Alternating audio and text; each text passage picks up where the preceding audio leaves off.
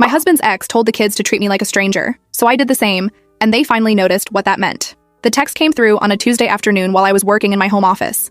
My stepdaughter, Hazel, 14, had left her phone on the kitchen counter while she was upstairs in the bathroom. I'd gone to grab coffee and saw the screen light up. The preview showed enough. Mom says we don't have to pretend anymore. Just be polite like she's Dad's roommate.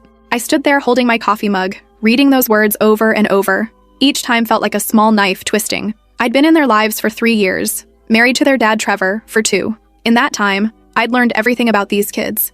I knew that Hazel needed her backpack placed by the front door the night before school, or she'd have a complete meltdown in the morning. That Owen, 11, only ate sandwiches cut diagonally, never straight across, because the diagonal cuts made them taste better somehow. That both kids needed their permission slips signed exactly 24 hours in advance, because their mom would inevitably forget until the morning they were due, creating absolute chaos. I knew that Hazel's anxiety spiked before every single math test, and she needed someone to quiz her repeatedly, using the same voice, the same patience, until the numbers finally clicked in her brain. That Owen had recurring nightmares about getting lost in crowded places and needed someone to check that all the doors and windows were locked before he could fall asleep. That Hazel secretly still slept with the stuffed elephant her grandmother had given her before she died, even though she'd never admit it to her friends. That Owen practiced his spelling words better when someone made them into a song. I knew which teammates' parents could be relied on for carpools, which teachers responded better to emails versus phone calls, which homework strategies worked, and which ones led to tears. I knew the name of Hazel's first crush, the one she'd never told her dad about.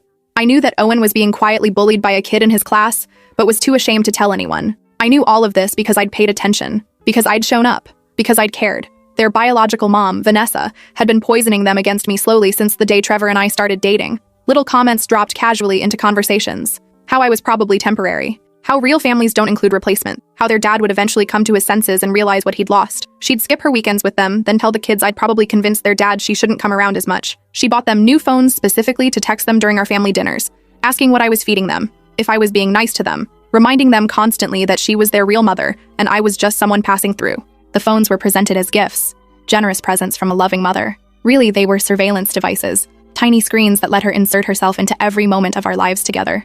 I'd tried everything imaginable to make this work. Family therapy sessions where the kids sat with crossed arms, barely speaking, clearly having been coached by their mother about what not to say. Long, exhausting conversations with Trevor about setting boundaries with his ex, most of which ended with him saying he couldn't control what she did on her time. Patient, age-appropriate discussions with the kids about blended families and how love expands rather than divides. How caring about me didn't mean betraying their mother. Nothing worked. Because how do you compete with biology? How do you fight against someone who has the ultimate trump card, who can say I'm your real mother and have those words carry the weight of blood and birth? When I saw that text Tuesday afternoon, something fundamental inside me just broke. Not dramatically, not with anger or tears, just a quiet snapping,